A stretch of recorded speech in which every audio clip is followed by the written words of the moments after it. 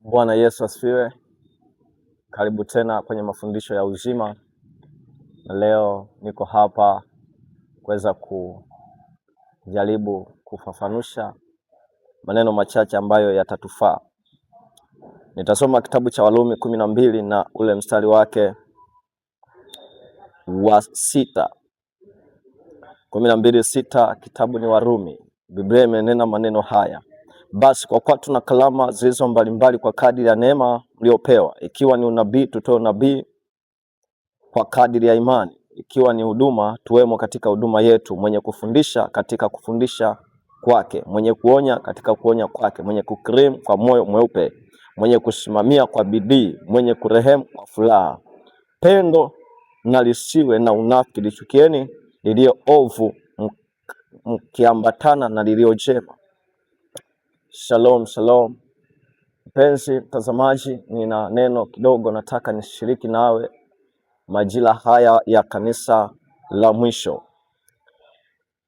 Maneno tuliyosoma kutoka kitabu hiki cha Warumi sura ya 12 na mstari wake wa 6 hata kuendelea. Biblia inasema ya kwamba basi kwa kuwa tuna karama zilizo mbalimbali, kwamba Biblia inatambua ya kwamba kuna mgawanyiko wa huduma na karama mbalimbali. Mwenye kufundisha adumu katika kufundisha, mwenye kutoa unabii atoe, mwenye kuonya, mwenye kushauri, mwenye kuomba kwa kadiri ya imani na neema aliyopewa. Lakini mstari wake wa 9 inasema pendo na lisiwe na unafiki, lichukieni lilio ovu, mkiambatana na lilio jema. Bwana Yesu asifiwe sana. Kumekuwa na jambo ambalo limekuwa likiendelea katika mitandao ya kijamii, na nimekuwa nikipita kidogo nikitazama linaendelea katika jamii ya watu wanaomwamini Yesu Kristo. Lakini leo mimi nakuja na mtazamo tofauti kidogo kutokana na mambo yanayoendelea. Kumekuwa na jambo ambalo watumishi wanapoona anguko fulani la mtu fulani, au wanapoona kuna changamoto mahali fulani imejitokeza katika mtandao, au wanapoona kuna tukio ambalo si la kawaida limejitokeza katika mtandao, hapo ndipo watumishi watainuka na kuonya na kukemea na kukaripia na kufanya vyovyote wanavyoweza. Na wengi wao wapo katika njia ya Kristo Yesu, na wengine wapo katika njia isiyo ya Kristo Yesu. Na maanisha wengine wapo wasio wa Kristo, wengine wapo wa Kristo. Manake kila mtumishi anafanya kazi yake kwa kadiri ya neema aliyopewa na vile alivyoitwa. Sasa leo nimekuja na jambo natamani kusema kuhusiana na hili jambo. Jambo la kwanza la kugundua ni hapa: sisi watumishi wa Bwana tunapoona anguko au ubaya wote umetokea mtandaoni, huwa tunachukua nafasi gani ya kulifanyia kazi hilo jambo kabla ya kurudi mtandaoni na kulisahihisha? Au huwa tunachukua muda gani wa kumtafuta mtu husika ambaye amefanya jambo hilo, ili tuweze kukaa naye, tuweze kujua tatizo lilikuwa wapi, tupate nafasi ya kuweza kumshauri na kumwombea? Lakini leo watu wamekuwa ni wepesi wa kutoka na kukaripia na kusema maneno mengi mabaya na kuonya. Biblia inasema kila mtu adumu katika nafasi yake katika kazi aliyoitiwa, lakini ukumbuke kazi hiyo Mungu ataipima siku moja kwa namna ambavyo Mungu alikupa utumike. Kwa hiyo unaposikia ujumbe huu, nataka nikukumbushe ewe mtumishi wa Bwana, kabla hujainuka kuingia kwenye media, kuingia kwenye mtandao kwa ajili ya kuonya, kukemea na kukaripia, hebu kwanza tanguliza neno hili la Warumi 12 na ule mstari wa 9: pendo na lisiwe na unafiki, lichukieni lilio ovu, mkiambatana lilio jema. Kwamba upendo usiwe na unafiki. ya kwamba imetupasa sisi tulio wa Kristo tutangulize upendo. Mtu anapokuwa amekosea, usifurahie juu ya anguko lake. Mtu akiwa katika hali ya dhambi au mtu akipitia mbaya, usifurahi katika ubaya wake na kusimama kuonya na kukaripia, wakati hukuchukua muda wa kuomba, hukuchukua muda wa kumshauri, hukuchukua muda uweze kukaa vizuri kujua hekima ya kumshauri. Unaweza kuonya bila kupitia mtandao na huo ujumbe ukamfikia mlengwa. Unaweza ukafanya mambo yafuatayo ili uweze kumfikia huyo mtu. Kama wewe huwezi kumfikia moja kwa moja, basi tafuta angalau watu waliomzunguka wa karibu ambao wanaweza kumfikia, alafu kisha uandike hata waraka wako umfikishie mtu huyo, ili huyo mtu akifikishwa na mtu wa karibu, akiusoma ujumbe utakuwa umefika, na ujumbe ukiwa umefika, wewe utakuwa umenawa mikono, na hata kama atakubali au atakataa, wewe utakuwa umeweza kumaliza kazi yako. Lakini pia jambo la pili, chukua muda muombe mtu. Unapoona ameanguka au amepitia kwenye kitu ambacho si kizuri, usirudi tu kwenye media na kunena maneno mabaya na kukaripia. Hapana, rudi chini mbele za Bwana. Iko siku ukianguka wewe, mtu huyo akasimama akakushambulia, akakukaripia, akakuonya, utajisikiaje? Fikiri ni kama wewe umeanguka, alafu watu wote watumishi wenzako wakaanza kukushambulia kwa kukukaripia, kukuonya, lakini hao hawachukui muda kukuombea, hao hawachukui muda kukutafuta. Wengine wanaweza kuwa na namba zako na huwa mnawasiliana, hawachukui muda kukutafuta. Usije ukamkatia mtu tamaa. Kwa hiyo kabla ya kuonya kwenye media, kabla ya kukaripia kwenye media, chukua muda, lifanyie kazi kwenye chumba chako cha binafsi na Bwana. Kwani kuna vitu ambavyo vikishatokea si lazima uonye. Ukikaa vizuri na Mungu, kuna vingine utaviona, utanyamaza kimya. Kwa nini? Kwa sababu hata kama ukimwonya huyo mtu hayuko tayari kuonyeka, utapoteza muda wako. Kwa hiyo watumishi, tusijizoree umaarufu kupitia maanguko ya watu wengine.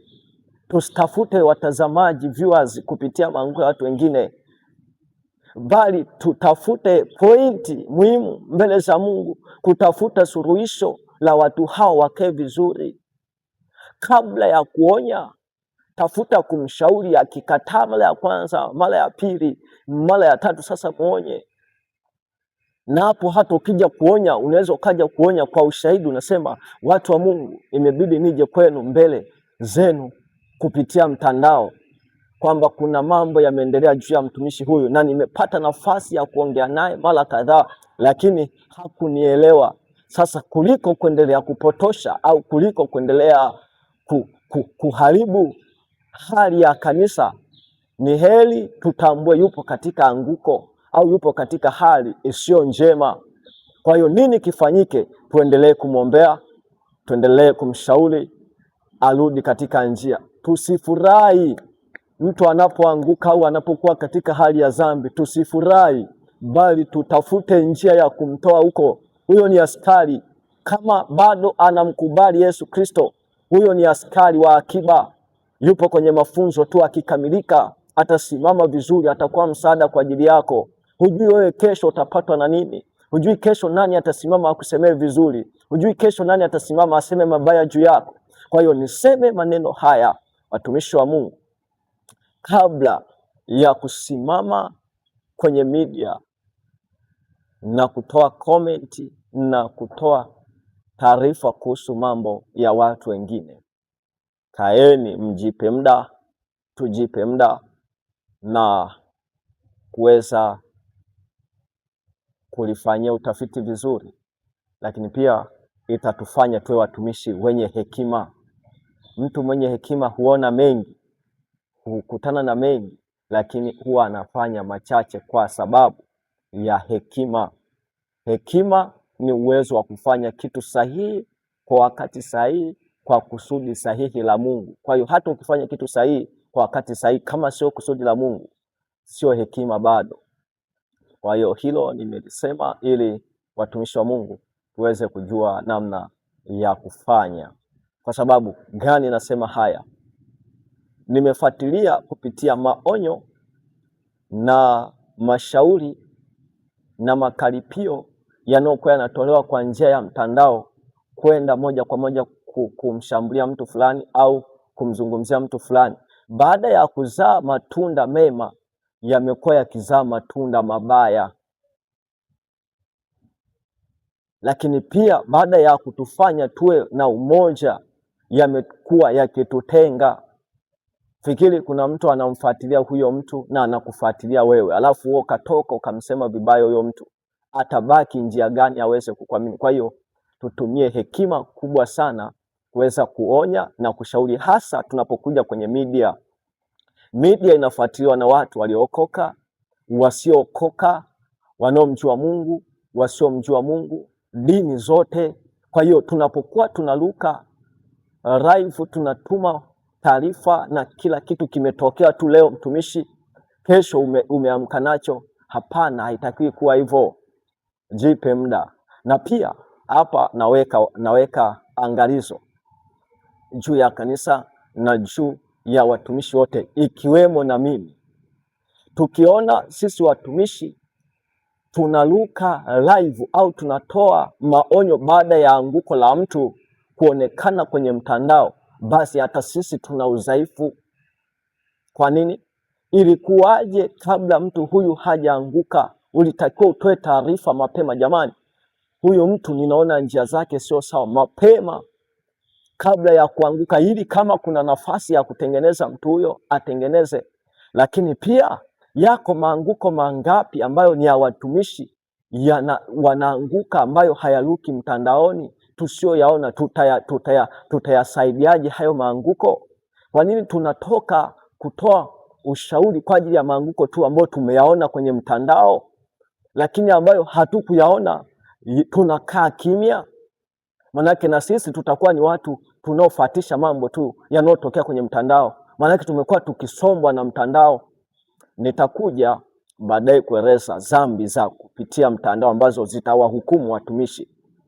Ni ujumbe ambao ninauandaa, nitakuja ni useme hapo baadaye, dhambi zitakazowahukumu watumishi kupitia mtandao. Kwa hiyo mtumishi wa Mungu, kuwa makini. Ukiona unafuatiliwa na watu wengi, hakikisha utakachokisema, utakachokitoa kiwe kwa ajili ya kujenga. Hata kama ni kuonya, kukaripia, kama ni kushauri, uwe ni kwa ajili ya kujenga, sio kubomoa.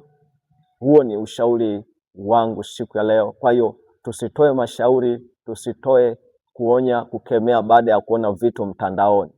Tutakuwa ni watu wa kimwili sana. Kwa nini? Kwa sababu kama kisingetoka mtandaoni kikapita huko chini kwa chini, kisipotufikia sisi, tungekionya kwa namna gani? Kwa hiyo ushauri wangu wa mwisho, mtumishi wa Mungu, mtafute Mungu ili Mungu akufunulie vitu kabla havijatokea, uweze kuonya. Ndivyo walivyofanya manabii wa Mungu. Na hata kama litakuja litokea anguko, utarudi kusema, jamani, nilitoa taarifa mapema ya kuonya juu ya mtu huyu, kwa sababu Mungu alinieleza njia zake haziko sawa, na hatimaye hakuyafuata yale maonyo, au nilikaa naye vizuri kabla ya kufika huku. Utaonekana wewe ni mtumishi mwema. Ila ukiwa ni mtumishi wa kudokoa, kutoa mtandaoni kinachoendelea, unakuwa muda mwingi unafuatia mtandao na unakuja na taarifa, utakuwa unapunguza thamani yako mbele za Bwana. Lakini mbele za watu utaonekana ni mtumishi wa Mungu, lakini mbele za Bwana utakuwa unapungua. Tafute Bwana, mtafute Bwana, tulete ujumbe kabla ya anguko, kabla ya mabaya kutupata. Hiyo ndio hekima ya Bwana. Mungu awabariki sana. Amen. Ni mtumishi wa Mungu Bahati James. Karibu kufuatilia mwendelezo wa masomo na mafundisho ambayo yatakuwa yanapita kwenye channel hii. Kama hauja subscribe, karibu subscribe, na Mungu